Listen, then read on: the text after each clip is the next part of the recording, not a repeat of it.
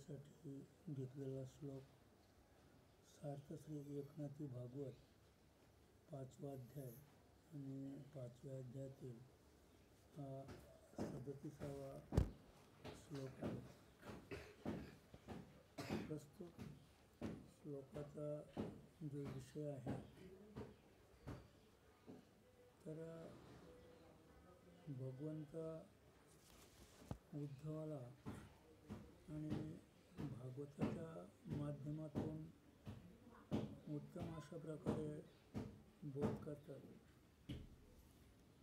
कारण भागवत जे आहे तर मी नेहमी सांगत असतो की गीता हे मानवाला समाजात जगावं कसं, आपले आचार विचार आणि उच्चार कसे असावेत, आपल्यापासून इतर जे जीव आहेत त्या जीवांना कोणत्याही प्रकारे क्लेश होऊ नयेत आणि म्हणून आपण आपल्या धर्माप्रमाणे विविध कर्म करून उत्तम जीवन जगण्याचा जो मार्ग आहे तो गीतेमध्ये सांगितलेला आहे.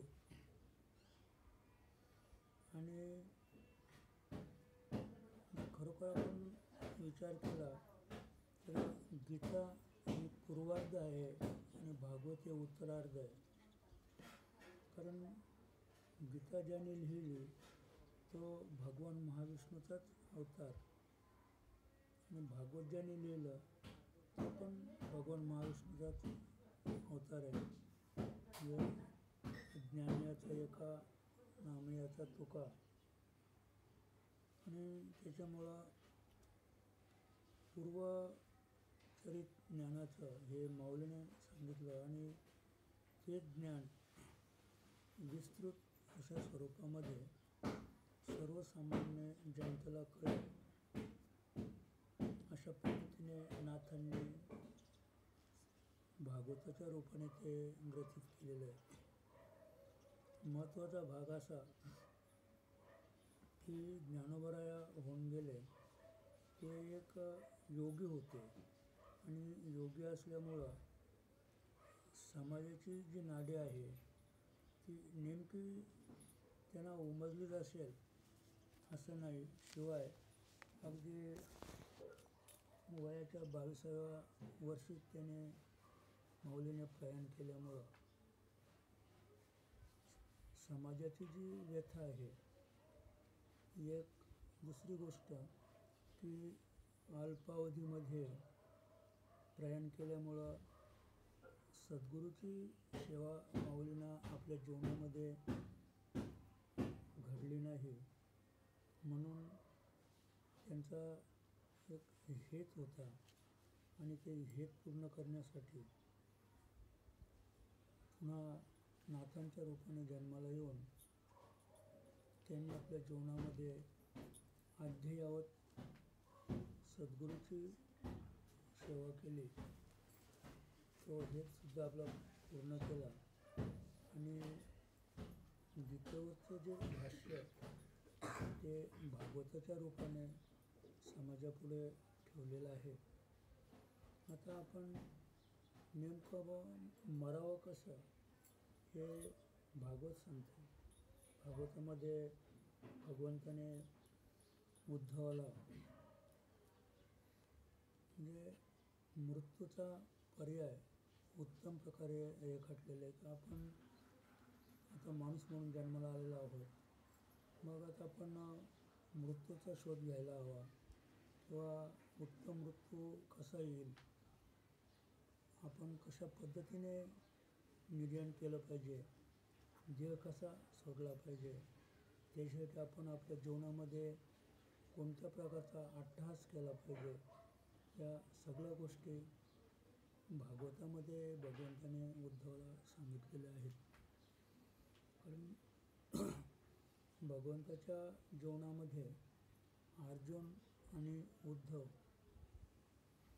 हे दोघे म्हणजे अतिशय जिवलग असे सखे. थोडक्यात की सद्गुरू कृपापात्र असे हे दोन शिष्य भगवंताच्या जीवनामध्ये आले आणि त्यांना जे तत्त्व भगवंताने सांगितलं तेच तत्त्व आज जगाच्या उद्धाराचं कारण आहे. असं आहे. नेहमी सांगतो की समाजात आपल्याला मान्यता प्राप्त व्हावी अशी इच्छा असेल तर त्याने फक्त गीतेचंच पारायण करायचं, गीतेचा शोध घ्यायचा. गीता नेमकं काय सांगते त्याच्या मुळापर्यंत आपण गेलो आणि त्याप्रमाणे आपण आचरण केलं तर समाज आपल्याला मान्यता देईल. त्याचप्रमाणे भागवताकडे आपण जर वळलो, भागवताचा उत्तम अभ्यास केला तर मृत्यूचं कारणसुद्धा आपल्याला शोधता येईल आणि त्याप्रमाणे अभ्यास करून आपल्याला आपल्या या नाशवंत देहाचं सोनं करून घेता येईल. म्हणून बुद्धाने या ठिकाणी भगवंताला एक असा प्रश्न विचारलेला आहे की उत्तम मृत्यू प्राप्त होण्यासाठी आपण आपल्या जीवनामध्ये काय केलं पाहिजे. तर प्रस्तुत श्लोकाच्या माध्यमातून भगवंत उद्धवाला सांगतात की पुढे कली येणार आहे आणि कलीमध्ये आपल्याला आपल्या देहाचं सार्थक करून घ्यायचं असेल तर कीर्तन हे उत्तम साधन आहे आणि कीर्तनाच्या माध्यमातून आपल्याला साध्यापर्यंत पोचता येईल. आणि म्हणून या ठिकाणी भगवंत उद्धवाला सांगतात न हेता परमो लाभो देहिनाम भ्राम्यता मिह.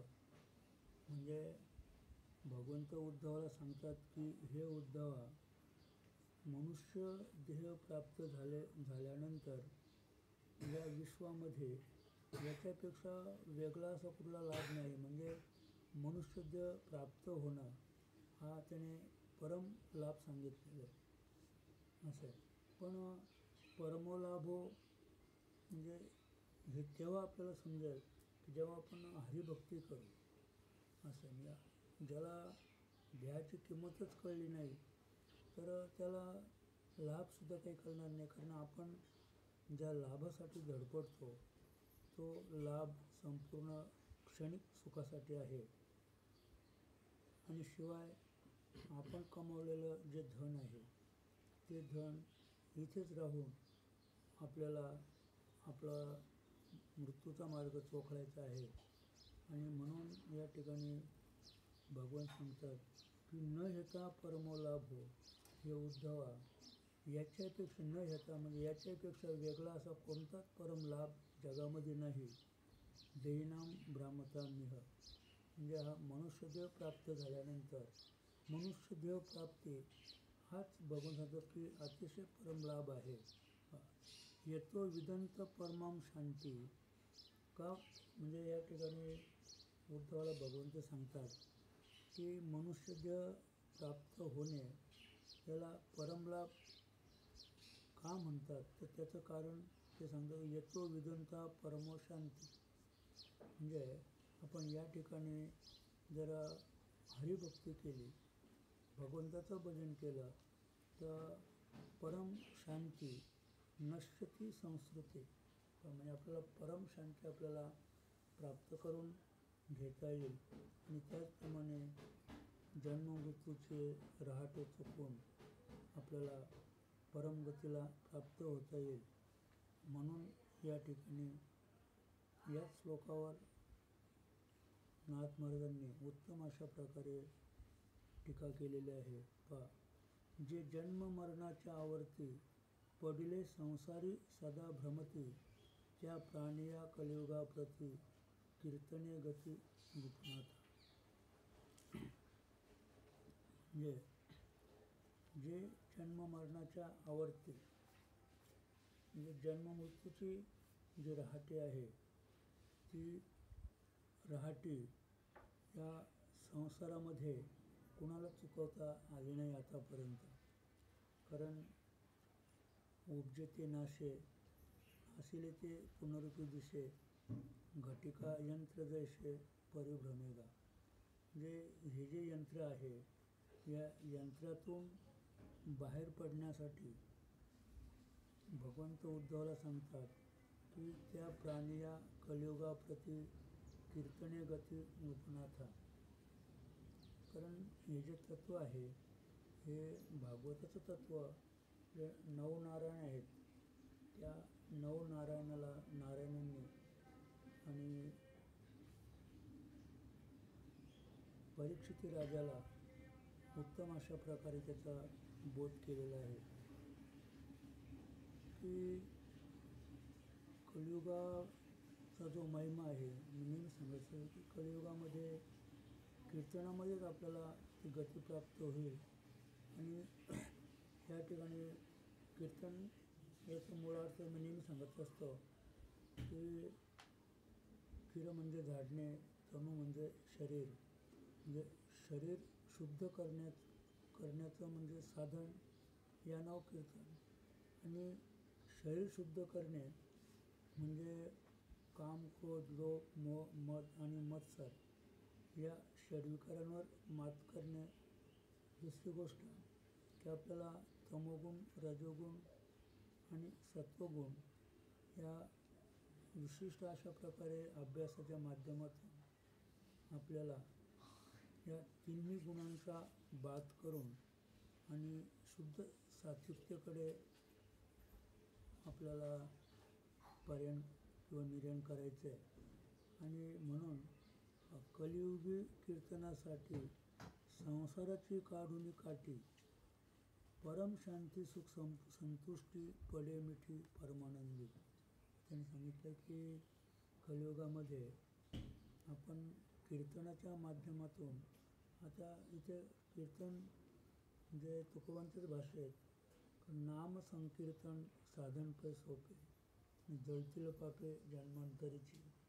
कीर्तन म्हणजे नाम संकीर्तन, रात्रंदिवस नामाचा उच्चार करीत राहणे. दिनरजनी हाची धंदा गोविंदाचे पोवाडे. म्हणजे हे जे तुकोबाने समाजापुढे मांडलेलं तत्व आहे त्या तत्वाचंच नाव कीर्तन आहे. आणि ते कलियुगामध्ये श्रेष्ठ आहे. संसाराची काढून काठी म्हणजे संसार म्हणजे पुनरुपी जन्म, पुनरुपी मरणम, जननी जठरी पुनरुपी शयनम. जन्माला येणे आणि मरणे या नाव संसार आहे. मग या संसाराची काठी आपल्याला काढायची असेल थोडक्यात की जन्ममृत्यूवर आपल्याला विजय मिळवायचा असेल, परम शांती सुख संतुष्टी पडे मिठी परमानंदी. आपण उत्तम नामस्मरण केलं तर आपल्याला परम शांती म्हणजे शांतिरूप भगवंत आहे त्या भगवंताची आपल्याला ओळख होईल. आणि भगवंताची ओळख होऊन आपल्याला ते भगवंताच्या ओळखीत प्राप्त होणारं जे सुख आहे त्या सुखामध्ये संतुष्टता आहे, समाधान आहे. तर बाकी आपण ज्या सुखासाठी धडपडतो ते सुख कधीच संपलेलं नाही. असं आपण जेवढे सुखाची साधनं जोडू तर ती साधनं अधिक वाढत जाते. आपला जो मोह आहे तो वाढत जाईल, अद्याप साधनं वाढत जातील. म्हणजे समाधान जर आपण म्हणतो ते प्रापंचिक सुखामध्ये नाही आहे. तर जेव्हा आपला भगवंताची ओळख होऊन परमशांती प्राप्त होईल त्याच वेळेला आपल्याला ते समाधान प्राप्त होईल. आणि ते समाधान प्राप्त झालं की पडे मिठी परमानंद असे. म्हणजे त्या समाधानामध्ये आपल्याला परमानंदाची प्राप्ती होईल. आता आपण एक क्षणिक सुख भोगतो आणि क्षणिक सुखामध्ये आपल्याला आनंद प्राप्त होतो. सुंदर आहे व आनंद आहे, सुखी आहोत आपण असे. पण परमानंदाची जी प्राप्ती आहे त्या प्राप्तीसाठी रात्रंदिवस माऊलीने दिलेलं भजन आपण केलं पाहिजे. त्याच्याने आपल्याला त्या सुखाची प्राप्ती होईल. म्हणजे परमानंदाच्या प्राप्तीसाठी कीर्तन हे उत्तम माध्यम आहे असं भगवंताचं स्पष्ट मत आहे. ऐसा कीर्तनी परम लाभू, क्षणता सुरणारा दुर्लभू, तो कलियुगी झाला सुलभू, या लागी सभाग्या लोभू. हरिकीर्तन त्याने अशा पद्धतीने सांगितलेलं आहे की कीर्तन जे माध्यम आहे त्या माध्यमातून आपल्याला परीच्या पलीकडची भक्ती, त्याला आपण परमलाभ म्हणतो, किंवा भगवंत परमात्म्याची प्राप्ती, परमानंदाची प्राप्ती असा महान लाभ आपल्याला आपल्या जीवनात करून घेता येईल. क्षीणता सुरणारा दुर्लभू, हे असा जो कीर्तनाचा जो महिमा आहे तो कलियुगामध्ये मृत्यूलोकी, म्हणजे मृत्यूलोक हे त्याचं माध्यम आहे. म्हणजे हा जो कीर्तनाचा महिमा आहे हा स्वर्गात, वैकुंठात, थोडक्यात की म्हणजे सत्यलोक, ब्रह्मलोक, इंद्रलोक, म्हणजे देवलोकामध्ये हा कीर्तनाचा महिमा नाही. आणि म्हणून भगवान सांगतात की हा मृत्यूलोकीचा जो लाभ आहे तो कीर्तनामध्येच आपल्याला प्राप्त होईल.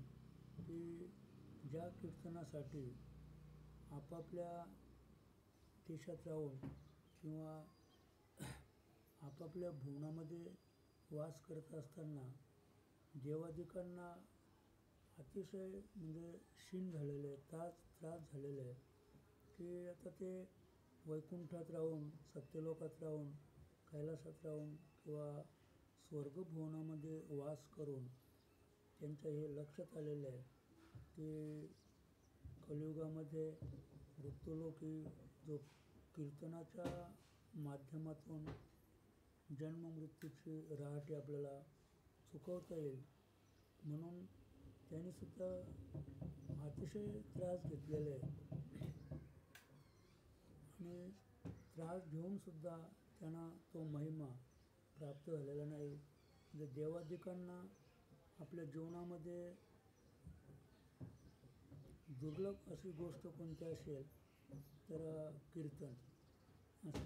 नेहमी सांगतो की स्वर्गामध्ये, वैकुंठात, सत्यलोकात जे देव राहतात तर त्यांना म्हणजे भोगभूमी आहे. आणि आपण जे पृथ्वीवर मनुष्याधिक योनी आचरण करतात तर ही कर्मभूमी आहे. म्हणजे केल्याने होत आहे रे, आधी केलेच पाहिजे असे. आणि आपण कर्मभूमीवर जसं आचरण करू, मग ते पापात्मक असेल किंवा पुण्यात्मक असेल. आता आपण पुण्य केलं तर आपल्याला स्वर्गप्राप्ती होईल. आणि इथे आपण केलेलं जे पुण्य आहे ते पुण्य स्वर्गात जाऊन आपण खायचं आहे.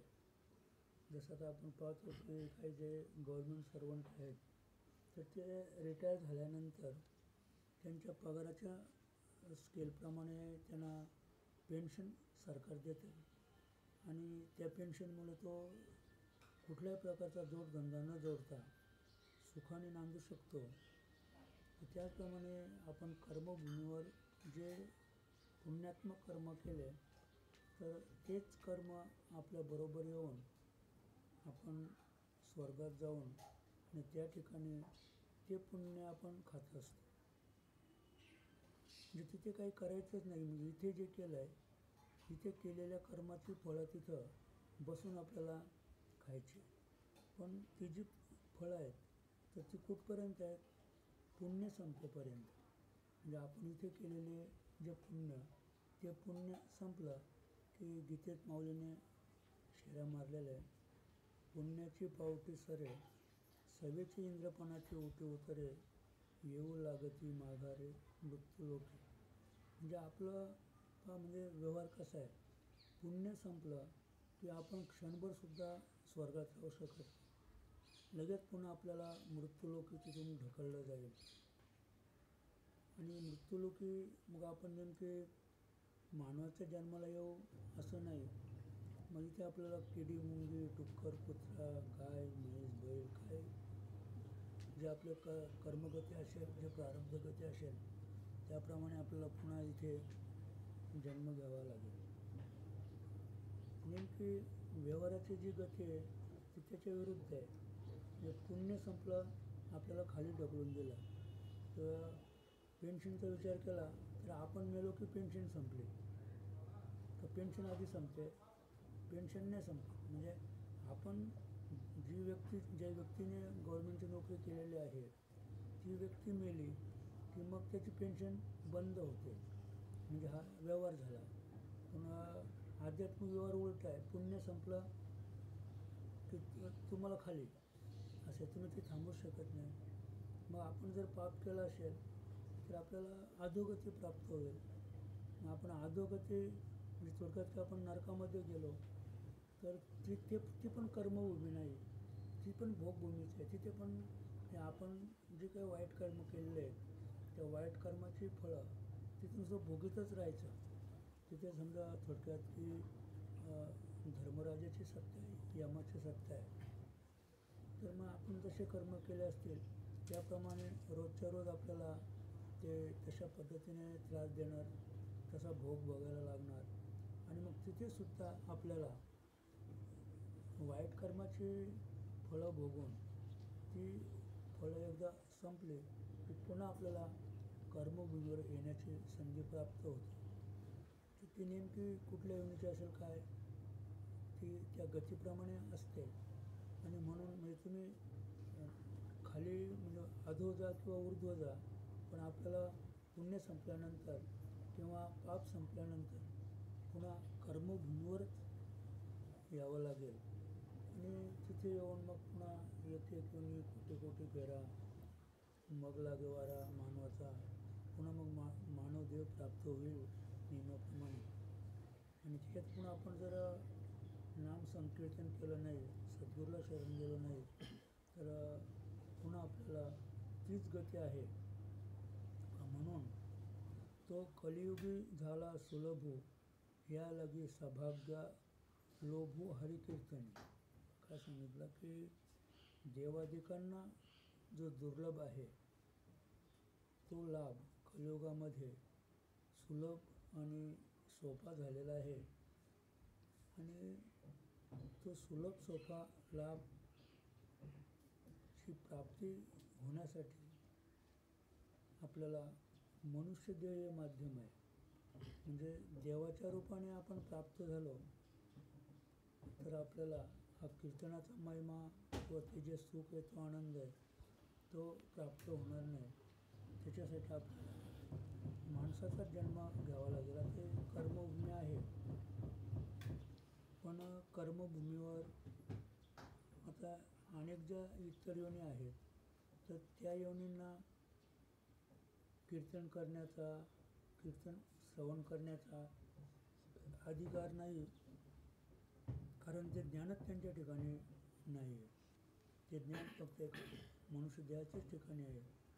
आणि म्हणून भगवान सांगतात की या लागे सभाग्या लोभू हरिकीर्तनी. जो भाग्यवान आहे त्याने, जे भाग्यवान आहे त्यानंच या हरिकीर्तनाचा लाभ होईल. जे अभागी आहेत इथे म्हणजे तर थोडक्यात सांगायचं की इथे पण म्हणजे दोन भाग पडलेले आहेत, एक सभागी आणि एक अभागी. म्हणजे दोन्ही माणूस म्हणून जन्म आलेले आहेत. पण जो अभागी आहे त्याला हरिकीर्तनाचा महिमाही कळणार नाही आणि देवाविषयी आवडही निर्माण होणार नाही. तो आलेले मनुष्य म्हणूनच जन्माला, पण पुन्हा त्याला ती रहाटी भोगावी लागेल. आता तो सभाग्य आहे म्हणजे उत्तम भाग्य, उत्तम प्रारब्ध ज्याचे आहेत, तर तो या ठिकाणी आल्यानंतर हरिकीर्तनामध्ये दंग होईल. असं तर हरिकीर्तन ह्याच्यात सुद्धा एक महत्त्वाचा भाग आहे. मी नेहमी सांगतो की हरी म्हणजे जो अव्यक्त आहे, निराकार आहे, अनाम आहे, अरूप आहे, अजन्म आहे, त्या हरीचं आपल्याला कीर्तन करायचं आहे. बाकीचे जे देवादिक आहेत तर त्या देवादिकांना जरी अमरता असेल तरी जन्ममृत्यूची राहते ही त्यांच्या जीवनामध्ये आहेत. म्हणून कीर्तनास्तव चारीमुक्ती भक्तांपाशी ओळंगती हे न घडे कोणी म्हणती ऐक्य स्थिती नूतनाथा. म्हणजे पुन्हा या ठिकाणी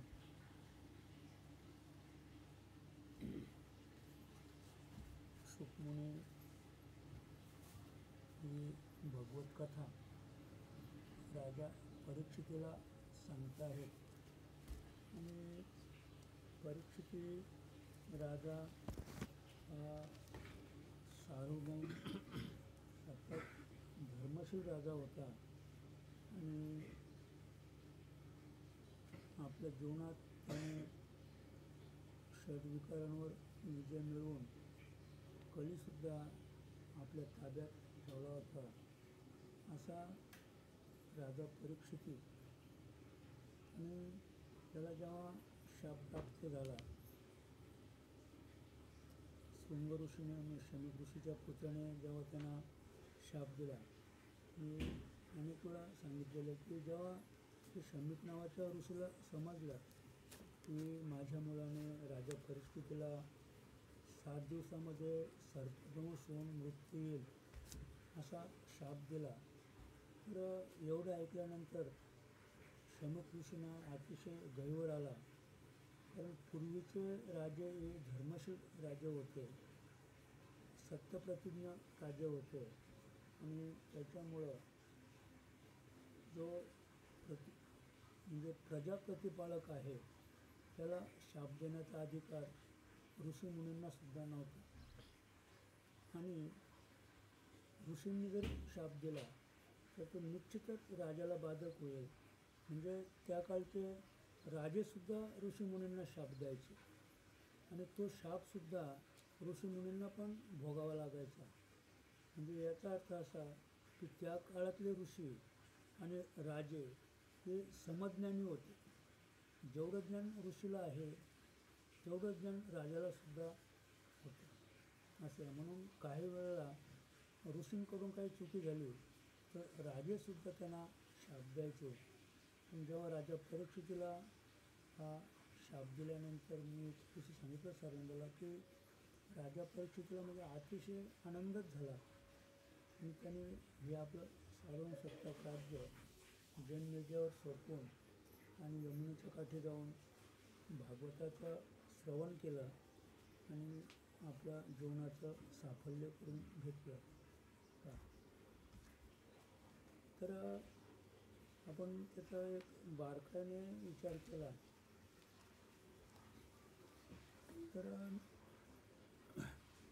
नुसतं आपण नामस्मरण करत राहिलो तर नामस्मरणाने आपल्याला त्या ठिकाणी कीर्तनास्तव चारीमुक्ती म्हणजे नामस्मरण आपण करत राहिलो तर नामस्मरणाने आपल्याला चारीमुक्ती प्राप्त होते. म्हणजे सलोकता, समीपता, स्वरूपता आणि सायुज्यता या 4 मुक्ती प्राप्त करण्यासाठी आपल्याला रात्रंदिवस नामस्मरण करायचं आहे. भगवान सांगतात की या ज्या 4 मुक्ती आहेत त्या भक्तांपाशी ओळंगती. म्हणजे भक्ताच्या अगदी सभोवती त्या 4 मुक्ती गिरट्या घालून राहिलेल्या आहेत.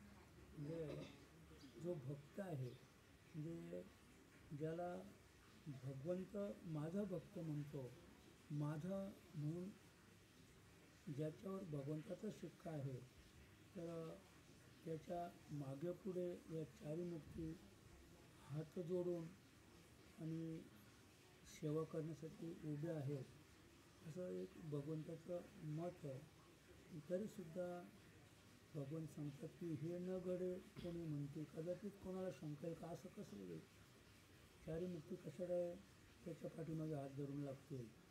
तर कदाचित ही जर कोणाला शंका येईल तर ऐक्य स्थिती निपुणात या ठिकाणी शुकमुनी राजा परीक्षितला सांगतात, हे राजा ऐक, ज्याच्यावर भगवंताचा भक्त म्हणून शिक्का पडला त्या भक्ताच्या मागे पुढे चारी मुक्ती हात जोडून उभे आहेत. कीर्तने हरिनामाचा पाठा, तेने देवासी संतोष मोठा, वेगी सांडोने वैकुंठा, धावे अवचटा कीर्तना माझी. म्हणजे या ठिकाणी शुकमुनी राजा परीक्षित सांगतात की कीर्तने हरिनामाचा पाठा, जे कीर्तन आहे, तर म्हणजे जो कीर्तन म्हणजे आपण जो भक्तीचा डांगोरा पिटतो, आपण प्रबोधन करतो, तर प्रबोधन म्हणजे कीर्तन, अशी या ठिकाणीचा जो आशय आहे, या ठिकाणी जो विषय नाथांनी मांडलेला आहे. तर कीर्तनची जी संज्ञा आहे, तर कीर्तनाची संज्ञा म्हणजे हरिनामस्मरण करणं, म्हणजे हरिनामाचा पाठ म्हणजे आपल्याला रात्रंदिवस जो अभ्यास करायचा आहे आणि तो अभ्यास केल्यानंतर तेने देवांशी संतोष मोठा. तर या ठिकाणी एक धरला चित्ते तो हा रखुमाईचा पती, असा जो देव आहे, भगवंत आहे, तर आपण रात्रंदिवस नामस्मरण केलं तर त्या देवाला आनंद होईल, संतोष होईल. कारण आपण जेवढं नामस्मरण करू तर त्या नामस्मरणाने म्हणजे हे मानवी नामस्मरण किंवा मानवाने केलेलं नामाचं जे नामसंकीर्तन हे भगवंताचं खाद्य आहे. खरं सांगायचं म्हणजे हे भगवंताला जसं आता आपल्याला आपलं जीवन उदित करण्यासाठी दररोज 2 वेळा तरी अन्न सेवन केलंच पाहिजे. पाणी, अन्न हे एक जगण्याचं साधन आहे. निवारा म्हणजे हे काही तसं जगण्याचं साधन नाही आहे. आता आपण ते करत राहिलो म्हणून, नाहीतर पूर्वीचा जो आदिमानव होता तो नग्न अवस्थेमध्ये जगत होता. म्हणजे त्याला फक्त 2च गोष्टींची गरज होती, अन्न आणि पाणी. निवारा नाही. निवाऱ्याचं काय, त्यांना घरं पण नव्हती आणि त्यांच्या अंगावर कपडे पण नव्हते, म्हणजे निवाऱ्याचा संबंधच नाही. कालांतराने समाज सुधरत गेला. आता त्यावेळची ती लोक म्हणजे असंच काय जे मिळेल ते कंदमुळे मिळत, काय कंदमुळेच खाऊन तो समाज होता, शाकाहारी समाज होता. पण तो थोडा मूढ समाज असल्यामुळं एकदा ते जंगलाला आग लागली आणि त्या आगीमध्ये काही ससे वगैरे, हरणं वगैरे जळून मिळाली आणि असंच कोणीतरी ते मांस खाऊन वेडे असल्यामुळे ते खाऊन पाहिलं कुणीतरी एकाने आणि त्याला ती चवी आली, गोडी लागली आणि मग तेव्हापासून ती लोक ती म्हणजे अशी पक्ष्यांची, प्राण्यांची शिकार करून आणि भाजून खायला लागले ते अग्नी पेटून. असं आहे. म्हणजे थोडक्यात की म्हणजे आदिमानव जो आहे तो 2च गोष्टी त्याची गरज होती, अन्न, पाणी. आता आपल्याला अन्न, पाणी आणि निवारा असं आहे. म्हणजे आपल्याला उत्तम राहण्यासाठी पण आपल्याला आपली सोय केली पाहिजे. आपले कपडे स्वच्छ पाहिजेत, ते चांगल्या प्रतीचे पाहिजेत. हे सगळ्या गोष्टी आता आपल्याला वाढलेल्या आहेत. पण या ठिकाणी भगवान सांगतात की तेने देवाशी संतोष मोठा. असं म्हणजे देवाला समाधान व्हावं, देवाची भूक शमवावी अशी आपली इच्छा असेल तर आपण रात्रंदिवस नामस्मरण केलं पाहिजे. नामस्मरणाने जो आनंद प्राप्त होईल, जे समाधान देवाला प्राप्त होईल आणि त्याचाच काही भाग आपल्याही वाट्याला येत असतो. फक्त आपण त्या उद्देशाने ते कार्य करायचं नाही. आम्ही जेव्हा माऊली प्रभाकर महाराज आजारी पडले, तर आजारी पडल्यानंतर अनेक 3 वर्ष अनेक प्रकारे उपचार करूनसुद्धा थोडा पण त्याच्यात त्या आजारामध्ये बदल किंवा सुधारणा झाली नाही. तर काही अशा आजाराला मर्यादा होत्या. तर काही वेळेला बाबा थोडीशी मर्यादा उल्लंघन करून समजा चहा घ्यायचे. कधी बाबा म्हणजे हे पान खायचे नागवेलीचं. तर एकदा आम्ही गेलो होतो बाबांकडे. तर बाबाही हळूच सांगितलं की मला पानामध्ये थोडी तंबाखू टाकून द्या. तर नेमके आपल्या पालीच्या पाहुणे आपल्या परशुराम बाबा आहे, त्या पानामध्ये 4-5 पानं टाकली तंबाखूची आणि मग बाबांना तो विडा दिला. पण आईनं शंका आल्यामुळं तो विडा पुन्हा खोलून पाहिलं तर तंबाखूची पानं होती. आणि म्हणून मग त्या थोड्या बोलल्या आणि बोलणं हे गरजेचंच होतं. तर मग जी काही मंडळी खर्च करणारी होती बाबांच्या आजारासाठी, तर ती मंडळी मग बाबांना बोलायची आम्ही एवढा खर्च करतो आणि तुम्ही नियमात वागत नाही असं.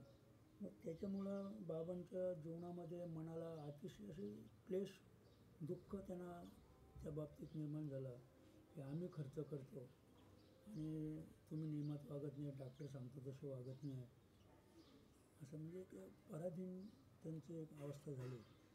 आणि हे वाक्य आम्ही ऐकल्यानंतर आम्ही खर्च करतो, तर त्यावेळेला मग आपण एक असा वैयक्तिक निर्णय घेतला की प्रत्येक गावाला प्रार्थना करायची, प्रत्येक साधकाने प्रार्थना करा. आणि हा मासिक कार्यक्रम तेव्हा आम्ही सुरू केला. आणि मासिक कार्यक्रमाच्या माध्यमातून सार्वजनिक प्रार्थना आणि सर्वच माऊलीच्या याच्याप्रमाणे कार्यक्रमांनी जेव्हा करायला सुरुवात केली, तर म्हणजे कोणत्याही प्रकारचा औषध उपचार न करता माऊलीच्या आजारामध्ये सुधारणा झाली होती आपोआप. म्हणजे इतकं तेज त्यांच्या चेहऱ्यावर निर्माण झालं की ते विचारत राहायचं मासिक कार्यक्रम कुठे आहे, केव्हा आहे, कसा आहे असे. आणि सगळीकडे आम्ही प्रार्थना चालू केली, मासिक कार्यक्रम चालू केला. तर 50% बाबांच्या आजारामध्ये सुधारणा झाली होती. म्हणजे हे त्याचं कारण आहे की तेने देवाशी संतोष मोठा. म्हणजे देवाला संतोष होण्यासाठी आपण जर असे मोठे मोठे दागदागिने बनवले किंवा मोठे मोठे घरदारं बांधले तर संतोष होईल का? नाही. म्हणजे देवाला संतोष व्हावा त्याच्यासाठी आपल्याला त्याने कीर्तनी हरिनामाचा पाठा असं. म्हणजे रात्रंदिवस आपण नामस्मरण केलं पाहिजे की देवाला संतोष व्हावा. आणि ही आपली धारणा असली पाहिजे प्रत्येक साधकाची की भगवंताला आनंद व्हावा त्याच्यासाठी आपण नामस्मरण करत राहायचं. आता आपण जो एवढा हा प्रपंच थाटतो, काही महत्त्वाच्या गोष्टी आणतो, तर त्याच्या पाठीशी कोणाला तरी समाधान करायचं आपल्याला. समजा आपली पत्नी आहे, मग ती रोज सांगते आपल्याला वॉशिंग मशीन आणा, वॉशिंग मशीन आणा. मग ती रोज बोलते, 2 वर्षापासून बोंबलते. ती काय सांगते नवऱ्याला का आता तुम्हाला बोनस होईल, आता तरी आणा. 2 वर्षापासून बोंबलते मी वॉशिंग मशीन आणा, वॉशिंग मशीन आणा. मग आता त्याला बोनस झाल्यावर त्याने वॉशिंग मशीन आणली. ही स्वतःच्या समाधानासाठी आणली नाही. असे 2 वर्षापासून जी गृहिणी बोंबलत होती की वॉशिंग मशीन आणा, तर तिच्या समाधानासाठी ती मशीन आणलेली आहे. बरं मग आनंद कुणाला आहे? दोघांना पण आनंद आहे. ज्याने ती वस्तू खरेदी केली त्यालासुद्धा त्या आनंदाचा भाग आहेच बुवा. तो पण 4 लोकांना सांगतो वॉशिंग मशीन आणली, 12,000ची, 8,000ची, 10,000ची. त्याला कोणी विचारित नाही, तरी पण तो सांगतो स्वतःच की आता आम्ही वॉशिंग मशीन आणली. म्हणजे त्या आणलेल्या वस्तूचा आनंद त्यालाही आहे. आणि जी 2 वर्षापासून गृहिणी सांगत होती की आपल्याला ते मशीन आणा, मशीन आणा, म्हणजे तिचंही समाधान झालेलं आहे पहा. तर मग भगवंताचं समाधान व्हावं आणि भगवंताच्या समाधानासाठीच मानवाच्या देहनिर्मिती भगवंताने केलेली आहे. मला आनंद प्राप्त व्हावा, मला समाधान प्राप्त व्हावा, मला संतोष प्राप्त व्हावा म्हणून भगवंताने मनुष्यदेह प्राप्त केलेलं आहे. आणि मनुष्यदेह प्राप्त करून आपण भगवंताच्या समाधानासाठी काही कर्म केलं नाही आपल्या जीवनामध्ये, तर आपला जो जन्म आहे तो निष्फळ ठरेल. आणि म्हणून तेने देवासी संतोष मोठा, वेगी सांडोनी वैकुंठा, धावे अवचटा कीर्तनासाठी माझी पा म्हणजे. आणि मग जेव्हा या ठिकाणी कलियुगामध्ये कीर्तनाच्या माध्यमातून नामस्मरण चालू राहतो, तो जेव्हा आता आपण सार्वजनिक प्रार्थना करतो आणि आपण सार्वजनिक नामस्मरणाला बसतो, तर त्यावेळेला भगवंत आपल्या त्या जागेमध्ये मागे पुढे उभा राय सांभाळी आली आघात निवाराया, म्हणजे आपल्या आघातावर मात करण्यासाठी, आपल्यावर येणाऱ्या संकटातून निवारण करण्यासाठी भगवंत त्या साधकाच्या मागे पुढे उभा राहत असतो. एक दुसरी गोष्टी की सार्वजनिक जे कार्य आहे, सार्वजनिक कार्यामध्ये भगवंत लवकर धावत येतो. जसा समजा आपल्या विभागातले आमदार आहेत, तर आपण त्या आमदारांकडं वैयक्तिक काम घेऊन गेलो तर त्या वैयक्तिक कामात आमदार सहजा लक्ष नाही घालेत. पण आपण जर 10-20 लोक सार्वजनिक कामासाठी गेलो तर तो लगेच त्या कामामध्ये लक्ष घालतो आणि ते काम करून घेतो अगदी जातीने. तसं जेव्हा आपण अनेक साधक किंवा अनेक समुदाय एकत्र येऊन आपण भगवंताचं भजन नामस्मरण केलं तर भगवंत अगदी तातडीने त्या ठिकाणी हजर होत असतो. म्हणून वेगी सांडोनी वैकुंठा, ज्या ठिकाणी नामसंकीर्तन चालू आहे, तुकोबारसुद्धा सांगतात की जेथे कीर्तनाची जागा तेथे पांडुरंग उभा. आता कीर्तनाची जागा, त्या जागेचाच आपण जर विचार केला तर कीर्तनाची जागा हृदयाच्याच ठिकाणी आहे. आपल्याला जे नामस्मरण करायचं आहे ते हृदयाच्या ठिकाणी नामस्मरण करायचं आहे. आणि मग पांडुरंग कुठे उभा आहे, तर पांडुरंग पण तिथेच उभा आहे, हृदयाच्याच ठिकाणी देवाचा वास आहे. देव आहे, देव आहे, जनाबाईच्या याच्याप्रमाणे हृदय मंदिरी शोधून पाहे, म्हणजे पांडुरंगसुद्धा हृदयाच्याच मंदिरात वास करतो. आणि कीर्तन ज्या ठिकाणी आपल्याला करायचे ते स्थानसुद्धा हृदयाचे. असे चित्ताचं आसन तुका करीतो कीर्तन, किंवा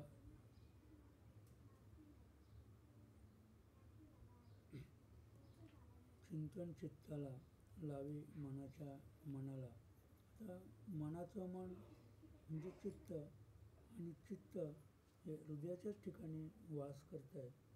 म्हणून वेगी सांडोनी वैकुंठा, धावे अवचटा कीर्तना माझी. म्हणजे भगवंत हे कीर्तन ऐकण्यासाठी वैकुंठाहून धावत म्हणजे मृत्यूलोकी येतो, आणि ज्या ठिकाणी कीर्तन चालू आहे त्या ठिकाणी येऊन ते कीर्तन श्रवण करत असतो. म्हणजे एवढी आवड, एवढा कीर्तनाचा श्रेष्ठ महिमा या भागवतामध्ये भगवंताने उद्धवाला वर्णन करून सांगितलेलं आहे. हरी कीर्तना लोधला देवो, विसरला वैकुंठा जावो, तोची आवडला ठावो, भक्त भावो देखोनी. म्हणजे या ठिकाणी भगवंत थोडक्यात सांगायचं तर वैकुंठाहून पुंडलिकासाठी पंढरपुरामध्ये आला, आणि तिथे आल्यानंतर हरी कीर्तना लोधला देव, म्हणजे त्या ठिकाणी पुंडलिकाची जी भक्ती चालू होती. तर आपण ती कथा ऐकतो की पुंडलिक आईबापाची सेवा करत होता. आता आपण त्याच्यातला दुसरा भाग पाहिला तर पुंडलिक हा रात्रंदिवस नामस्मरण करत होता, आणि नामस्मरण करत असल्यामुळं जरी त्या ठिकाणी देव आले, देवांनी पुंडलिकाला हाकसुद्धा मारली की पुंडलिका, मी तुझ्यासाठी या ठिकाणी आलेलो आहो. तरी पुंडलिकाची जी भक्ती आहे, भक्ती म्हणजे आईबापाची सेवा नाही, भक्ती म्हणजे रात्रंदिवस ते नामस्मरणात होते, आणि जरी देवाने हाक मारली तरी नामस्मरण बंद करून डोळे उघडून डोळे भरून देवाला पाहावं म्हणजे हे गौण आहे. जो उत्तम नामस्मरण करतो त्याच्या जीवनामध्ये समजा आता आपण नामस्मरणाला बसलो, ध्यानाला बसलो आणि जरी पंढरपूरचा पांडुरंग घेऊन तुम्हाला हाक मारून सांगितली का अरे मी पंढरपूरचा पांडुरंगाला डोळे उघड, तर जो खरा भक्त आहे, जो खरं नामसंकीर्तन करून राहिलेला आहे, तर तो डोळे उघडून देवाला पाहणारच नाही. का तर जो या ठिकाणी पांडुरंग किंवा श्री विठ्ठल पंढरपुराहून येऊन आपल्याला जर सांगतो की मी पंढरपूरचा पांडुरंग तुझ्या डोळ्यासमोर उभा आहे, तू डोळे उघडून मला पहा, तर हा न्यून भगवंत आहे. म्हणजे सगुण अवतार धारण करून आकारला आलेला भगवंत आहे. आणि आम्ही ज्याचं कीर्तन करतो तो निर्गुण अव्यक्त अजन्मा निराकार भगवंत आहे. आणि म्हणून निराकार भगवंताला सोडून आपण सगुण रूपाकडं कधीच घालणार नाही. आणि निरंकार भगवंताला कमी लेखून आपण डोळे उघडून जर या सगुण भगवंताकडे पाहण्याचा प्रयत्न केला तर आपल्याला त्या ठिकाणी ध्येयासक्ती आपल्याला निर्माण होईल आणि तुम्हाला डोळे उघडून तो सगुण पण पाहायला मिळणार नाही. ती एक परीक्षा आपली. असं जसं बाबा निलोबरायांना भेटायला पांडुरंग आला होता पण त्याने डोळे उघडले का? नाही उघडले. मग तुकोबाचा धावा करत होता. तुकोबाचा धावा म्हणजे नेमकं काय, तर तो नामस्मरण करत होता. आणि नामस्मरण करत असल्यामुळं तो डोळे उघडून त्या पांडुरंगाला पाहूच शकत नाही. असं ज्याची निर्गुणाची सेवा आहे, ज्याला निराकार धर्म कळलेला आहे, तो पुन्हा म्हणजे न्यून सगुणाकडे म्हणजे कधीच येणार नाही. आणि म्हणून विसरला वैकुंठा जावो, म्हणजे तो भगवंत इथे पुंडलिकाची भक्ती पाहून भाळला आणि आता 28 युग झाली तरी अद्याप तो वैकुंठात गेलेला नाही. म्हणून भूवैकुंठ पंढरपूर म्हणजे वैकुंठाहून भगवंत आलेला आहे आणि तो जिथे उभा आहे तेच वैकुंठ आहे. असं आता आपण नामसंकीर्तन करायला लागलो तर तेच वैकुंठ आहे, तेच भगवंताचं स्थान आहे, तिथेच भगवंत उभा आहे. तसं आता भगवंत पंढरपूरला आले तर पंढरपूर हेच वैकुंठ झालं आणि पंढरपूर हेच वैकुंठ झाल्यामुळं मग आता भगवंतासाठी वेगळं वैकुंठ शिल्लकच नाही की त्याने पुन्हा वैकुंठाला जावं. आता 28 युग आतापर्यंत झाली, अद्याप ते तिथेच उभे आहेत. पण म्हणजे ते कुठे उभे आहेत, ते वैकुंठातच आहेत. असे सर्व तुका झालाशे संतुष्ट आणि घरा आले वैकुंठपीठ. आता तुकोबांच्या घरीच वैकुंठपीठ आल्यानंतर अद्याप वेगळं विमान कुठलं आलं त्यांना वैकुंठात न्यायला. म्हणजे वैकुंठपीठ म्हणजे वैकुंठ जे आहे ते वैकुंठ तुकोबारायांच्या घरी आल्यानंतर मग आता आपल्याला अद्याप वैकुंठात जाण्याचं साहस करायची काय गरज आहे. असं तर भगवंतच वैकुंठाहून पंढरपूरला आले आणि पंढरपूर हेच वैकुंठ बनल्यानंतर मग आता अद्याप अजून भगवंतासाठी वेगळं वैकुंठ शिल्लकच नाही. आतासुद्धा म्हणजे ज्याला मग पांडुरंग म्हणतो किंवा श्री विठ्ठल म्हणतो तो 28 युग वैकुंठातच आहे. असं आहे म्हणजे वैकुंठ त्याने सोडलंच नाही. का तर जसं प्रभू रामाकडं जो भाता होता तर त्या भात्याव्यतिरिक्त तो बाण राहतच नव्हता. असे आणि भात्यातून जेव्हा प्रभू राम त्यांना बाहेर काढायचा तेव्हा त्याचं ते शत्रूवर त्याचं म्हणजे हे करायचे आणि मग शत्रूचा निपात करून तो बाण पुन्हा भात्यातच येऊन राहायचा. म्हणजे हे तत्व सीतामाईने भावार्थ रामायणामध्ये मंदोदरीला सांगितलं. जेव्हा रावणाने म्हणजे एक खोटीच हे करून बाण भाता आणून सीतामाईला दाखवला की हे सीते तुझा राम आम्ही झोपेतच मारला आणि तुला जर खोटं वाटत असेल तर डुप्लिकेट जसंच्या तसं तो भाता आणि तो अनेक बाण होते म्हणजे एकच नव्हता. रावणाला हे माहीतच नव्हतं की रामाकडे किती बाण आहेत. रामाकडे एकच बाण होता आणि एकच बाणावर ते काय करायचे समजा उदाहरणार्थ की आता त्याने जर रावणाने अग्निबाण सोडला तर मग भगवंत काय करायचे, जलाचं स्मरण करायचे.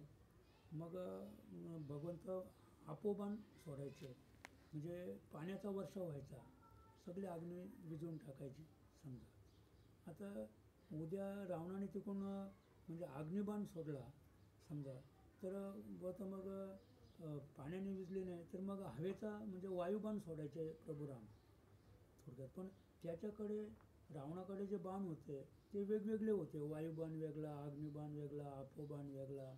तसं रामाकडे एकच बाण होता, त्या बाणावर फक्त निर्देश करायचा, नामस्मरण करायचा, त्या याचं मंत्राचा उच्चार करायचा की लगेच तेच तत्त्व चालू व्हायचं. अग्नीचं स्मरण केलं तर अग्नी प्रगट व्हायचा, पाण्याचं स्मरण केलं तर पाणी प्रगट व्हायचं, वायूचं स्मरण केलं तर वायू प्रगट व्हायचा, असं थोडक्यात. तर त्याप्रमाणे मग आता हा विसरला वैकुंठा जाओ, म्हणजे भगवंत जो आहे तर हा फक्त एका नामस्मरणानेच बांधलेला आहे. जसं जो रामाकडे जो बाण होता तर तो भात्याविरहित कधीच राहत नव्हता, तसं भगवंत जिथे जातील तिथे वैकुंठ जायचं. मला काय सांगायचं आहे की तो जो भाता, त्या भात्याशिवाय तो बाण राहत नव्हता. त्याप्रमाणे भगवंत जिथे जिथे जायचे तिथे तिथे ते वैकुंठपीठ तयार व्हायचे. असं आहे, म्हणजे बाबा वैकुंठ सोडून देव आला असं कधीच झालं नाही. असं आहे, म्हणजे जिथे भगवंताचं अधिष्ठान आहे ते वैकुंठ आहे असं. म्हणून विसरला वैकुंठा जाओ. आता म्हणजे हे अगदी म्हणजे प्रेमाने या ठिकाणी नाथांनी सांगितलेलं आहे की तो भगवंत वैकुंठाला जायचं सुद्धा विसरला, कारण वैकुंठ इथेच तयार झालं जिथं आपण भगवंताचं नामस्मरण करतो. तोची आवडला ठावो भक्त भावो देखो न. म्हणजे ते जे स्थान आहे ज्या ठिकाणी आपण त्याचं नामस्मरण करतो ते स्थानच त्या भगवंताला आवडलं. आणि कशासाठी आवडलं तर भक्तिभाव देखून, त्या साधकाचा भक्ती, त्या साधकाचा भाव पाहून आणि भगवंत तिथेच स्थिर झालेला आहे, तिथेच तो राहिलेला आहे. जेथ राहिला यदुनायक तेथेची पै वैकुंठ लोक. काय सांगतात भगवंत की हा जो वैकुंठाचा जो भगवंत आहे तो जेथे राहील तेच वैकुंठपीठ तयार होईल. मग आता अजून वेगळं वैकुंठपीठ नाहीच जगामध्ये, असं आहे. मग जर थोडक्यात की तुकोबरायांच्या घरीच जर वैकुंठपीठ आलं तर तुकोबराया अजून वैकुंठावर जायचं साहस कशाला करतील, असं आहे. मग आता वैकुंठपीठाचा विचार केला तर मग वैकुंठ कोणी पाहिलं आहे का? नाही. वैकुंठ नावाचं जे शहर आहे तर ते शहर अद्याप कोणी पाहिलेलंच नाही. मग तुकोबांकडं वैकुंठपीठ होतं, तुकोबरा वैकुंठातच राहत होते, पण हे समाजाला कळलं का? नाही कळलं. हे तुकोबांनाच माहीत होतं की जिथे नामस्मरण चालू आहे, जिथे भगवंताचं भजन चालू आहे तेच वैकुंठ आहे, असं आहे. मग अद्याप वेगळ्या वैकुंठाला जाण्यासाठी पुन्हा आपल्याला म्हणजे आकाराशी आपल्याला संबंध ठेवावा लागेल, असे. मग वैकुंठात जायचं आहे तर पुन्हा आपल्याला म्हणजे निराकार संज्ञेवरून आपल्याला पुन्हा सगुणावर यावं लागेल, तेव्हा आपण वैकुंठाला जाऊ शकतो. म्हणजे निराकारालाच प्राप्त झाले. जसं निराकारी निरंतर राहिलो आम्ही, असे निरंजनी आम्ही बांधलेले घर. तुकोबारा सांगतो की मग आता निरंजन देश आहे तो कुठे आहे? कुठं आकाशामध्ये तो निरंजन नावाचा देश नाही, तर निरंजन जो देश आहे तो इथेच आहे, म्हणजे आपल्या हृदयामध्येच तो निरंजन देश आहे. आणि त्या निरंजन देशामध्ये तुकोबा सांगतात की निराकारी निरंतर राहिलो आम्ही तिथे त्या निरंजन देशामध्ये आम्ही कसे होऊन राहिलो? निराकार, असं. मग जे तुकोबराया म्हणजे याच देही याच डोळा भोगोमुक्तीचा सोहळा, जे निरंतर निराकार होऊन राहिले, जे निराकार संज्ञेला प्राप्त झाले ते पुन्हा आकार घेऊन वैकुंठात जाण्याचा साहस करणारच नाहीत. म्हणून जेथ राहिला यदुनायक, म्हणजे भगवंत ज्या ठिकाणी आला तेथेची पै वैकुंठ लोक, त्याच ठिकाणी वैकुंठ तयार झालेलं आहे. त्याच ठिकाणी थोडक्यात सांगायचं की लगेच त्या ठिकाणी म्हणजे वैकुंठाची निर्मिती होऊन आणि सगळे भोग त्या ठिकाणी अगदी अष्टमासिद्धीसहित हात जोडून देवापुढे उभे आहेत. पहा, या परी मुक्ती सलोक कीर्तने ते पावती भक्त. म्हणजे हे एवढं सांगण्यासाठी नाथांना की या परी मुक्ती सलोक म्हणजे पहिली जी मुक्ती आहे सलोकता म्हणजे त्या लोकाला प्राप्त होणं. तर त्या लोकाला म्हणजे कोणत्याला? तो वैकुंठ लोक. वैकुंठ लोकाला प्राप्त होण्यासाठी आपल्याला काय करायचे? कीर्तने देख पावती भक्त, नामस्मरण करायचे. रात्रंदिवस आपण नामस्मरण केलं, भगवंताने माझा भक्त असा ठसा आपल्यावर उमटवला की सलोक नावाची जी मुक्ती आहे ती मुक्ती आपल्याला सहज प्राप्त होईल. म्हणजे सलोकता म्हणजे देवलोकाला प्राप्त होणं थोडक्यात. दुसरी, नाम कीर्तन निज गजरी भक्ता निकट धावे श्रीहरी, तेची समीपता मुक्ती खरी भक्तांच्या करी हरिकीर्तन. आता दुसरी जी मुक्ती आहे तर त्यांनी सुंदर की नाम कीर्तन निज गजरी. आता आपण नामस्मरण निज गजरी, गजर म्हणजे आवाज थोडक्यात, की आपण जे नामस्मरण करू ते नामस्मरण आपण जे श्रवण पण आपलं करायचं आहे, मुखाने बोलायचे आणि कानाने ऐकायचे. असं म्हणजे नामकीर्तन म्हणजे मुखाने बोलायचं आहे आणि निज गजरी म्हणजे आपल्याला कानाने ते ऐकायचे आणि आपणच बोलायचं, आपणच ऐकायचं. भक्ता निकट धावे श्रीहरी म्हणजे असा जो भक्त आहे की जो भजन करतो आणि आपलं भजन आपणच ऐकतो, तिथे भगवंत धावून येतो, त्याच्या सान्निध्यामध्ये भगवंत राहतो.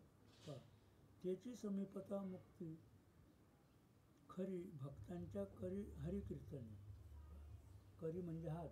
म्हणजे असं जेव्हा आपणच म्हणजे बोलायचं आणि आपणच ऐकायचं असं वर्म जेव्हा आपल्याला प्राप्त होईल त्यावेळेला भगवंत त्या ठिकाणी धावत येईल आणि त्या ठिकाणी धावून म्हणजे समीपता म्हणजे त्या साधकाचा संग, साधकाचे शेजार त्या ठिकाणी भगवंत करून राहिलेले आहे, म्हणजे ती समीपता असे. भक्तांच्या करी हरिकीर्तने म्हणजे भगवंत भक्ताच्या हातामध्ये समीपता मुक्ती देतो. म्हणजे भगवंत म्हणजे भक्ताच्या कराने चालतो.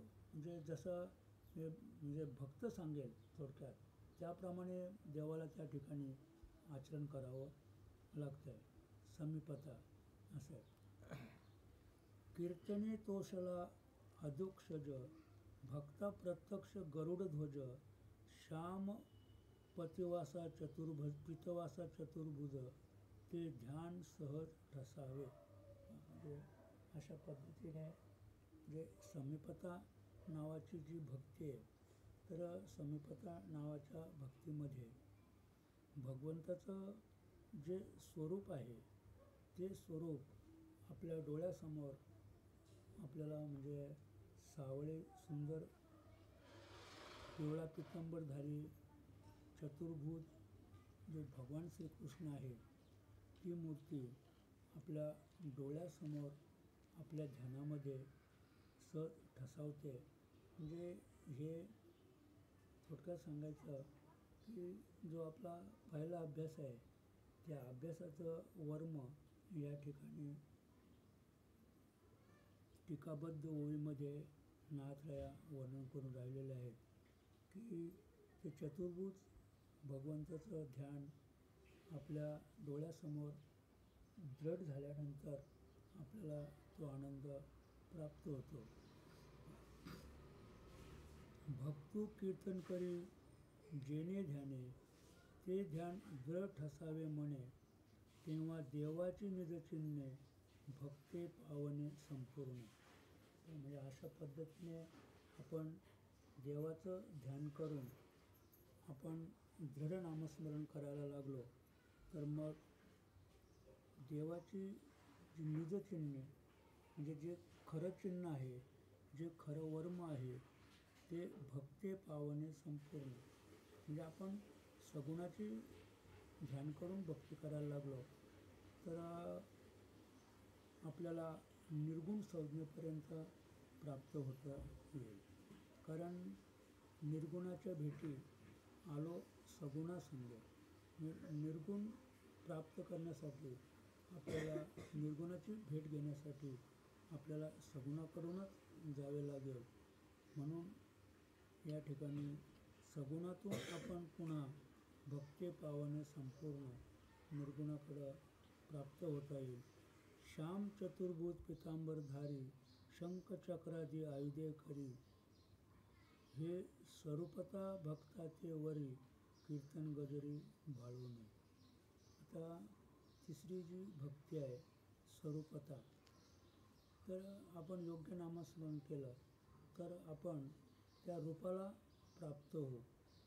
असं म्हणजे आपलंच रूप आपल्याला पाहायचं आहे आणि आपलं रूप आपल्याला पाहत असताना मग मी चतुर्भुज आहे, मी पिवळा पितांबरधारी आहे, म्हणजे असं आपल्याला प्रत्यक्ष त्या कृष्णाच्या रूपाने आपल्याला अनुभव येईल. आणि मग तेव्हा आपण स्वरूपता या मुक्तीला प्राप्त होऊ. तर स्वरूपता मुक्तीची ही लक्षणं या ठिकाणी भगवंताने उद्धवाला सांगितलेलं आहे की स्वरूपता नावाची जी मुक्ती आहे ती मुक्ती सहज त्या भक्ताला वरल्याशिवाय राहणार नाही. कारण देव त्या ठिकाणी म्हणजे त्याची भक्ती पाहून भाळलेला आहे. तेव्हा देव भक्त समसमान समान अवयव समचिन्ह भावे करिता हरिकीर्तन एवढे महिमान हरिभक्ता. म्हणजे अगदी आपण भाव धरून भगवंताचं भजन केलं, भाव धरून भगवंताची भक्ती केली तर भगवंतच तत्स्वरूप होतो आणि तत्स्वरूप होऊन म्हणजे माझे मीच भजन करतो आणि त्याचं तोच भजन आपल्यामध्ये राहून करतो. त्यावेळेला तो जो आनंद आहे तर तो आनंद म्हणजे एक एकाचे हृदयी आणि गोडी साखरेचे ठाई. म्हणजे मग नेमकं कोण कोणाचं भजन करतो म्हणजे हे भान राहत नाही आहे. म्हणजे भक्त भगवंताचं भजन करतो की भगवंतच भक्ताचं भजन करतो. थोडक्यात सांगायचं म्हणजे जेव्हा प्रभू रामचंद्र लंका सर करून सीतामाईला घेऊन जेव्हा पुन्हा पंचवटीला आले तर पंचवटीला आल्यानंतर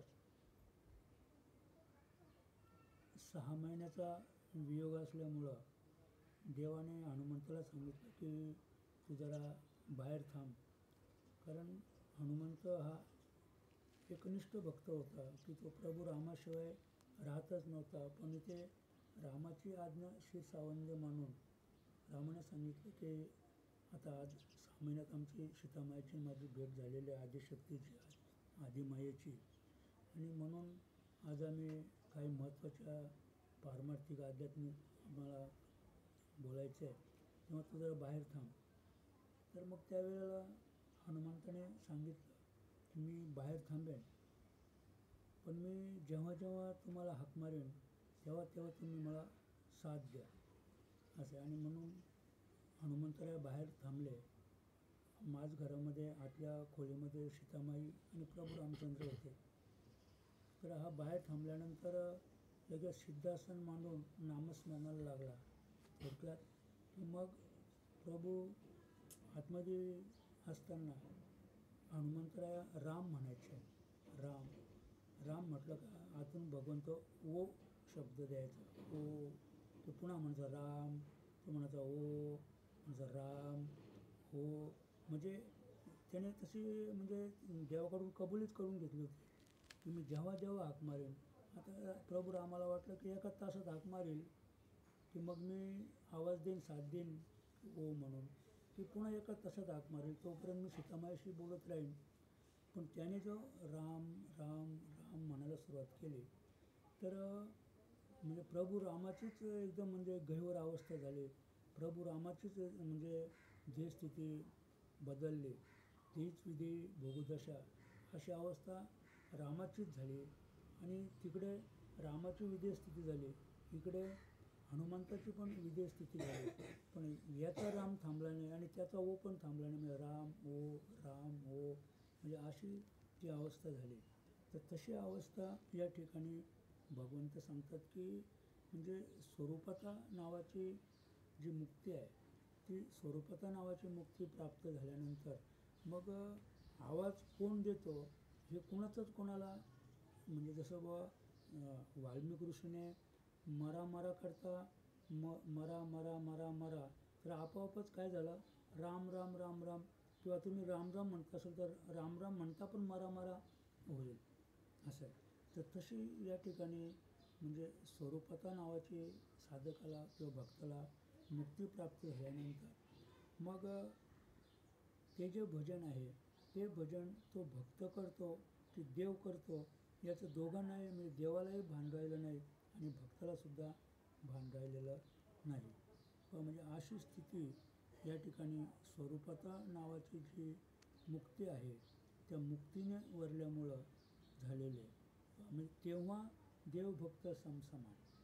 आता देव आणि भक्त म्हणजे हे जे दुही होती, हे जे द्वैत होतं ते द्वैत नष्ट होऊन अद्वैत भूमिका झालेली, जसं आपण अर्धनारी नटेश्वर म्हणतो, तर ती स्थिती भक्ताची किंवा साधकाची झालेली आहे. म्हणजे आता देव आणि भक्त हे दोन्ही सारखेच झाले, समान अवयव समान चिन्ह असे. आता देव जर चतुर्भुज असेल तर मग भक्त पण चतुर्भुज झालेले आहे, किंवा भक्त जर द्विभुज असेल तर भगवंताने म्हणजे आपलं रूप सोडून तो द्विभुज झालेला आहे, म्हणजे तो माणसासारखा देव झालेला आहे असं.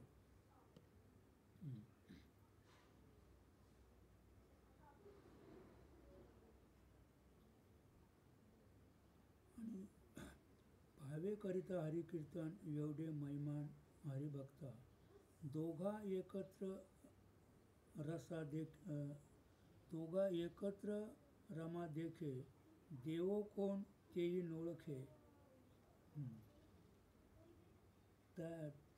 ब्रह्मा नमस्कारे चौके, देवो तात्विके न कळे त्याशी. पहा म्हणजे देवाने, आता इथे काय थोडक्यात सांगायचं म्हणजे भक्त चतुर्भुज झालेला नाही आहे, तर देवच द्विभुज झालेला आहे. म्हणजे भक्ताचं स्वरूप हे देवाने प्राप्त करून घेतल्यामुळे त्या ठिकाणी म्हणजे लक्ष्मी, थोडक्यात सांगायचं म्हणजे जी भगवान महाविष्णूची जी पत्नी आहे रमा, तर ती आता पाहते तर तिला आता या ठिकाणी देव कोण तेही नोळखे, नेमकी भगवान महाविष्णू कोण याची ओळख सुद्धा ती तिथे आलेली आहे. कारण तीच म्हणजे थोडक्यात की जी रमा किंवा लक्ष्मी, तर ती भगवंताच्या पायाविरहित राहूच शकणे असे, म्हणजे भगवंताचे पाय म्हणजेच लक्ष्मी असे. म्हणजे असं होणारच नाही की भगवंताचे पाय लक्ष्मी विरहित आहेत. जिथे जिथे भगवंत जाईल, ज्या ज्या ठिकाणी मन जाये माझे त्या त्या ठिकाणी निजरूप तुझे असं. मी ठेवितो मस्तक ज्या ठिकाणी त्या त्या सद्गुरू तुझे पाय दोन्ही असे. म्हणजे ही स्थिती लक्ष्मीची होती. म्हणून जिथे जिथे भगवंताचे पाय जातील तिथे तिथे लक्ष्मी वास करायची. म्हणजे भगवंताच्या पायात लक्ष्मीचा वास होता. तर ती लक्ष्मी जेव्हा पाहायला लागली तर तिला म्हणजे देव कोण, म्हणजे याचा भ्रम झाला त्या ठिकाणी. तिला शंकाने म्हणले की बुवा देव कोण, म्हणजे देवाची ओळखसुद्धा पटत नाही का. तर देवाने म्हणजे आपलं स्वरूप, आपलं रूप सोडून ते भक्त स्वरूप बनले होते. ब्रह्मा नमस्कारी चौके, देव तात्विके न कळे त्याशी. म्हणजे ब्रह्मदेवाला पण त्या ठिकाणी भ्रम निर्माण झाला की रात्रंदिवस ब्रह्मदेव हा भगवान महाविष्णूला नमस्कार करायचा, पण या ठिकाणी त्याने हात जोडले पण शंका निर्माण झाली की नेमकं देव कोण आहे, देव तात्विके न कळे त्याशी. म्हणजे या ठिकाणी म्हणजे ब्रह्माने तत्वाचा विचार केला. तर तत्वाचा विचार केल्यानंतर म्हणजे आकार शिल्लकच राहत नाही आहे. म्हणजे तत्वाचा विचार करून ब्रह्मदेवांसुद्धा नमस्कार केल्यानंतर त्याला कळलं की देव कोण असं. भावेकरिता हरिकीर्तन तेने संतोषे जनार्दन, उभयता पडे आलिंगन मिठी परतून सुटेना. म्हणजे इथे भक्ताने योग्य नामस्मरण केल्यामुळं देवाला संतोष झाला, अतिशय आनंद झाला आणि उभयता पडे आलिंगन, आलिंगने घडे मोक्ष सायुज्यता जोडे. असं म्हणजे त्या ठिकाणी देव आणि भक्त या दोघांचं आलिंगन झालेलं आहे. दोघांची त्या ठिकाणी मिठी पडलेली, मिठी परतोनी सुटेना. आणि ती जी मिठी आहे म्हणजे एकरूपता, स्वरूपता निर्माण झाल्यामुळं ती मिठी म्हणजे पुन्हा सुटलीच नाही. तेव्हा सभयांतरी देवो प्रगटे चराचरी, दुजे देखावया संसारी सर्वता उरी उरेना.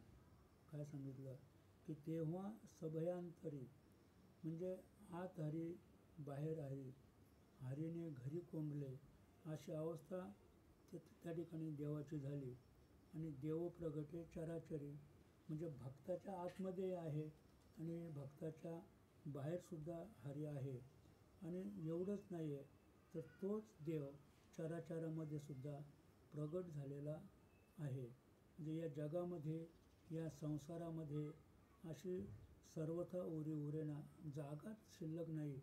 असं निर्गुण शक्ती जी आहे ती या विश्वामध्ये भरून उरलेली आहे. वृत्ती स्वानंदी निमग्न परतोने कदा नवे भिन्न, सायुज्य मुक्ती या ना पूर्ण, जेणे दुजे पण असेना. त्याने ह्या स्थितीपर्यंत गेल्यानंतर चराचरी जो भगवंत आहे, आत हरी पाहिला, बाहेरचा हरी, त्याचाही अनुभव भक्ताला नामस्मरणाने आला.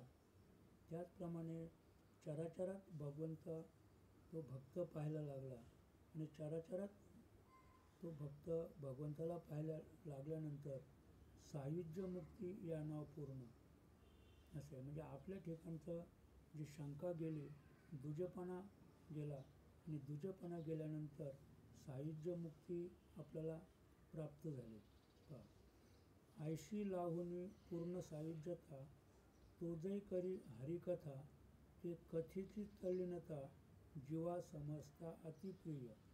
म्हणजे अशा पद्धतीने आपल्याला सायुज्य मुक्तीपर्यंत जाऊन कीर्तन किंवा माऊलीचं भजन आपल्याला करायचं आहे. आणि असं भजन आपल्या हातून घडायला लागल्यानंतर मग तिथे तल्लीनता म्हणजे तो साधक, तो भक्त तल्लीन, त्या हरिकथेमध्ये तल्लीन होऊन जीवा समजता अतिप्रिय. मग ते जे भजन आहे ते जीवाला अतिशय प्रिय आहे. या परी हरिकीर्तनापाशी चारी मुक्ती होती दासी, भक्त लोधले हरिभजनासी, सर्वता मुक्तीशी न घेती. म्हणजे नामस्मरणाने चारी मुक्ती प्राप्त झाल्या. पण नामस्मरणाची जी महती आहे ती भक्ताला कळल्यामुळं आता ह्या चारी मुक्ती त्यांच्या पुढे हात जोडून उभ्या आहेत, पण सर्वता मुक्तीशी न घेते. म्हणजे त्या मुक्तींविषयी आता भक्ताला आदर नाही आहे. भक्ताला फक्त देव आवडतो आणि भक्ताला जी गोडी आहे ती नामस्मरणाची गोडी आहे. आणि म्हणून आपण नामस्मरण करत असताना कधी म्हणजे सर्वसाधारणपणे आजचा आपण विचार केला तर 99% जे भक्त आहेत ते आपली परिस्थिती सुधारण्यासाठी देवाचं नाव घेतात. असं आहे. प्रत्येकाला काही संकट आलं की संकट निवारण होण्यासाठी रामराम करतात किंवा नामस्मरण करतात. तर तसं न करता जो खरा भक्त आहे तर त्याने चारी मुक्तीसुद्धा या ठिकाणी लाथाळलेल्या आहेत. तेव्हा आपल्यालासुद्धा आपल्या प्रपंच सुधारण्यासाठी, ध्येयष्टी सुधारण्यासाठी किंवा या देहाला आनंद व्हावा याच्यासाठी नामस्मरण न करता जन्ममृत्यूची रहाटी चुकवण्यासाठी आणि आपल्याला खऱ्या सुखाची किंवा खऱ्या आनंदाची भेटी होण्यासाठी नामस्मरण करायचे. अगदी शेवटच्या ओळीमध्ये नाथल्या सांगतात, एवम योग यागादी तपसाधने पोरटी केली हरिकीर्तने, कलियुगी नामस्मरणे, जड उद्धरणे हरिकीर्तने. काय सांगतात की योगयाग विधी येणे नोहे सिद्धी, वायाची उपाधी दंभधर्म. म्हणजे योगयाग विधी किंवा योगादी तप साधना करणं, पोरटी केली हरिकीर्तने, म्हणजे ती न्यून झाली, ती गौण. आपले जे भक्त आहेत त्याने योग्य नामस्मरण केल्यामुळं मग ही बाकीची जी योग साधनं किंवा तपादी साधनं करायची त्या साधकाला, त्या भक्ताला गरज नाही आहे. कारण ती सगळी साधनं नामस्मरणामध्ये येतात. नामस्मरणाच्या पोटामध्ये ती साधनं आहेत. कलियुगी नामस्मरणे म्हणजे कलियुगामध्ये फक्त नामस्मरण करायचं आहे. नामस्मरण केलं की योग तपादी साधनं कलियुगात नामस्मरणामध्येच सामावलेले आहेत. पहा, जड उद्धरणे हरिकीर्तने, जड जीवांचा उद्धार नामस्मरणाने होतो असं नाथरायांचं मत आहे. आणि त्याचप्रमाणे हेच तत्त्व भगवंत उद्धवाला सांगतात. आणि तेच तत्त्व शुकमुनीने राजा परीक्षितीचा उद्धार होण्यासाठी राजा परीक्षितीला सांगितलं. आणि तेच तत्त्व जे 9 प्रकारचे नारायण आहेत त्या नारायणांनी या विश्वापुढं हे तत्त्व मांडलेलं आहे. नारायणांनी हे तत्त्व विश्वापुढं मांडलं. तेच तत्त्व शुकमुनीने राजा परीक्षितीला सांगितलं. तेच तत्त्व भगवंताने उद्धवाला श्रवण केलं. आणि तेच तत्त्व कलियुगामध्ये नाथरायाने भागवतामध्ये ग्रथित करून तुमच्या आमच्या पुढे ठेवलेलं आहे. त्या भागवताचा उत्तम आपल्या जीवनामध्ये विचार करून सारासार तत्त्व डोळ्यासमोर आणून आणि आपल्या देहाचं सोनं करून घ्यायचे. एवढं बोलून आपली सेवा माऊली प्रभाकर महाराज, आदिशक्ती शांतामाई, बंडोबा केरोबा यांच्या चरणी समर्पित करूया. विठ्ठल विठ्ठल विठ्ठल कर्जल विठ्ठल श्री ज्ञानदेव तुकाराम पंढरीनाथ महाराज की जय. गोपाळ कृष्ण महाराज की जय. आदिशक्ती शांता माई की जय. सद्गुरु प्रभाकर महाराज की जय.